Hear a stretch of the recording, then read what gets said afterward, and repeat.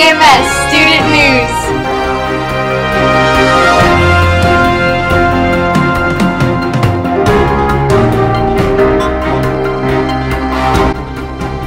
The news starts now.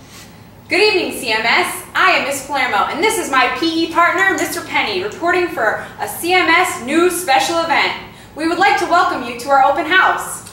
Tonight we'll present to you our specialist class expectations and some of the upcoming highlights of the 2016 school year.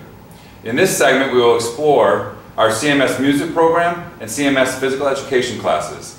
Be sure to come back later to find out information on our quarterly classes. First up, let's visit the music room with Miss D'Angelo. Enjoy the show! Yonder come day, day is a breaking. Yonder come day, oh my soul. Yonder come day, day is a breaking. Sun is a rising in my soul.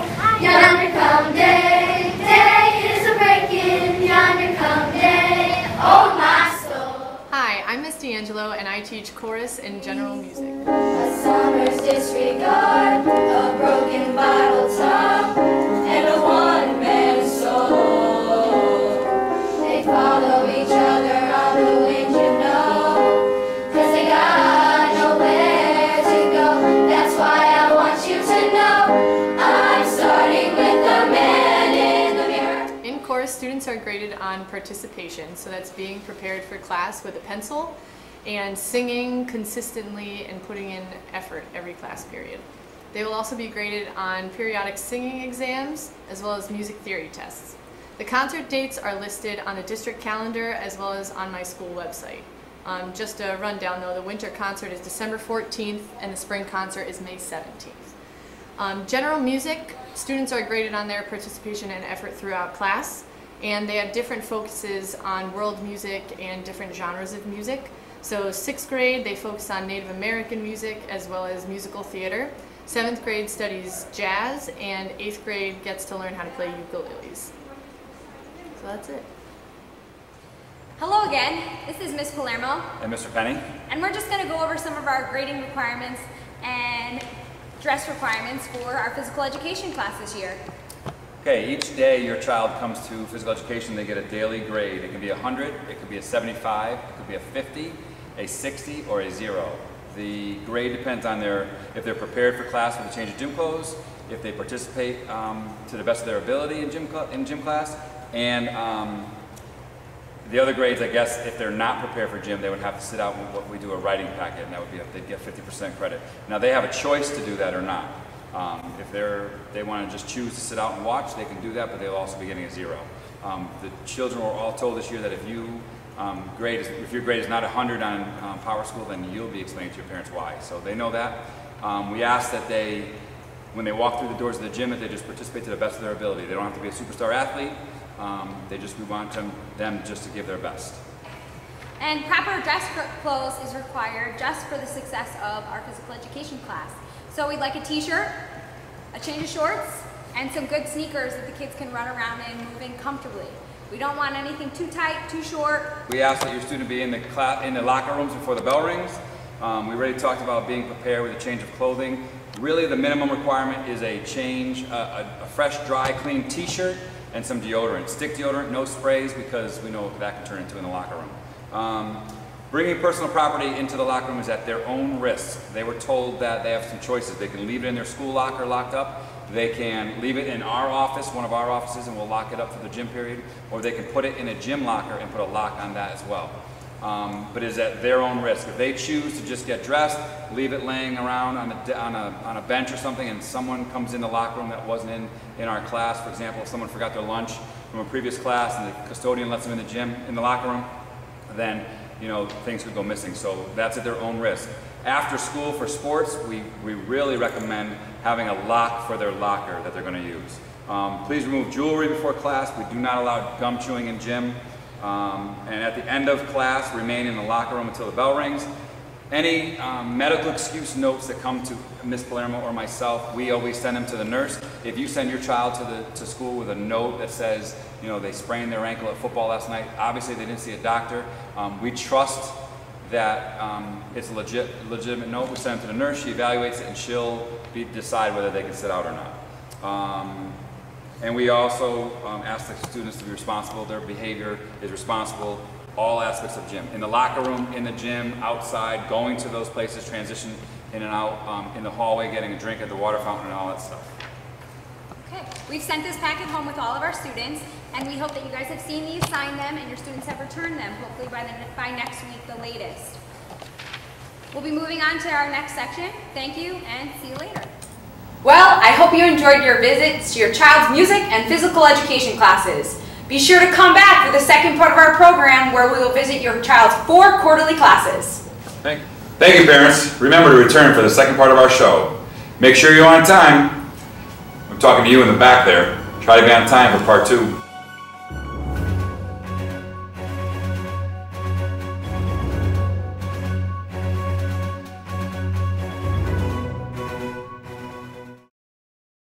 Welcome back. We hope you're enjoying your evening. For the second half of our show, we will visit the 4 quarterly classes your child will have this school year. These classes consist of STEM, STEM coding, art and health. Here's Mr. Mateus for our STEM classroom. Welcome, parents. My name is John Mateus. I teach STEM 6th, 7th, and 8th grade middle school.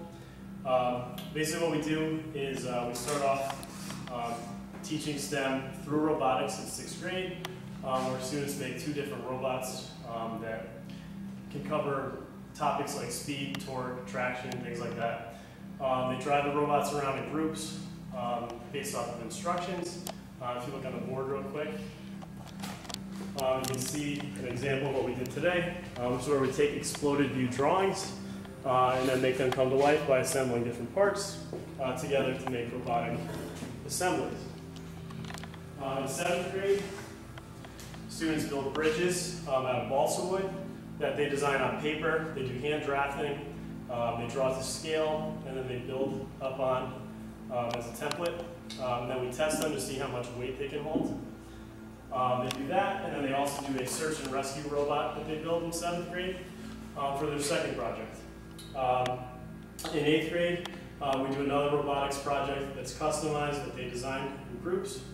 In the second half, they make a mousetrap car where we talk about simple machines, and we use a mousetrap as a motor to propel a car forward based off of their own designs.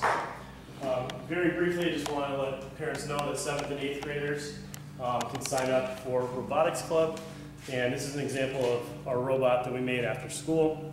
Last year, they participated in a competition. That's about it. Hi, and welcome to Room 411 of Health Education. My name is Ms. Bosworth, and we're so happy to have you tonight. Thank you for coming. I'd just like to talk to you about myself a little bit. This is my 7th year here at Cromwell. Before that, I taught kindergarten through 12th grade in Boston and California. Took about 10 years off to stay home with my children, and now I'm back here. I'm here in Cromwell, and I love it, and I'm very excited. Went to Hofstra University. I studied physical education, and I have my master's degree at Central Connecticut State University. Just to go over a couple of things, I will have your child 3 times at least during the year, once in the 6th grade, one in the 7th grade, and one in the 8th grade. And we do many, many engaging activities, and we go over a lot of units. First of all, when your child comes into my room, they grab the do now and they sit down and they start learning about maybe what we're going to be talking about that day, or introducing a new unit, or just reinforcing what we've learned in the past. They also take a please take, and so everything comes out and they get rocking and rolling. Just to go over a couple things, my learning targets are always up here. Your child, my students, always know what we're doing in the health room when they come in. It's broken down by 8, 7, and 6. I usually have the kids read them off, and we always go over it at the end of class. This lets them know what I want them to be able to do by the end of the class. Just to go over a couple things on some of the units that we'll be talking about. We talk a lot about nutrition. We talk about nutrition in the 6th grade, in the 7th grade, and in the 8th grade. We also learn how to be substance-free. We talk about drugs. We talk about alcohol, growth and development, first aid and safety, which is a new unit that we're going to be doing 7th graders that we're really excited about. The state has mandated that we start introducing CPR skills to the students, so we got my 2 dummies over here. And we're going to be talking about, in the 8th grade, mental health and stress management. And my 6th graders will be covering my self-esteem and me unit. So we cover a variety of different things. We address the whole health triangle. We do the physical, the social, the mental, and the emotional. And I have my grading criteria. That's in the table. Help yourselves to it. It lists all of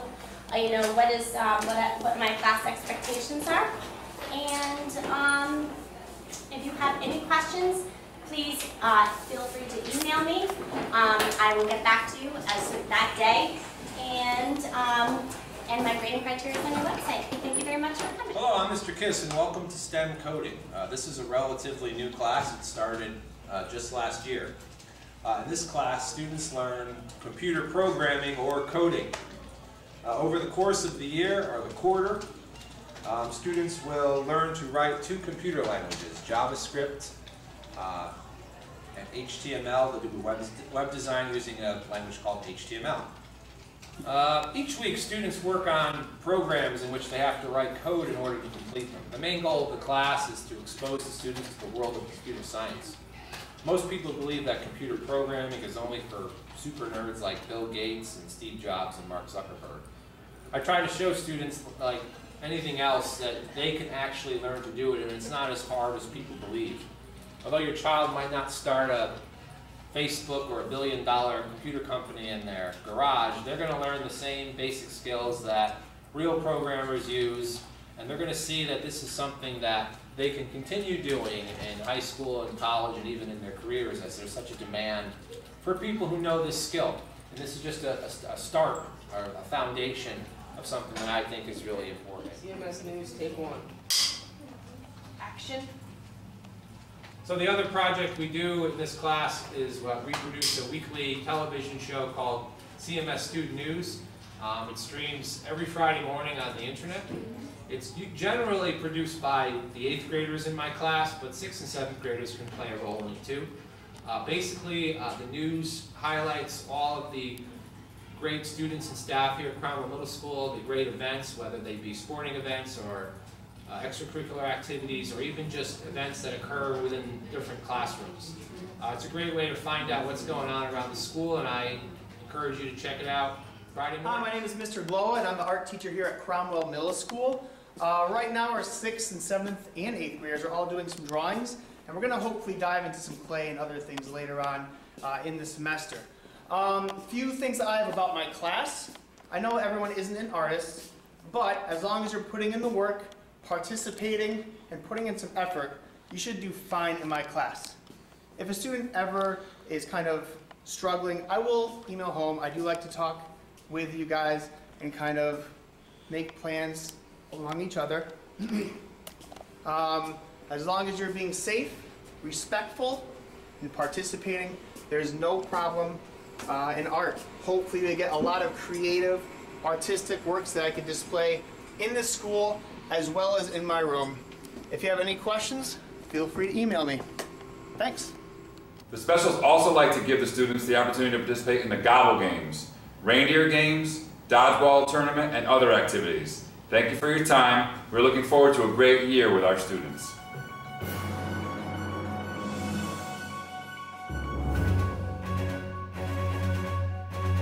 Well, I hope you enjoyed your...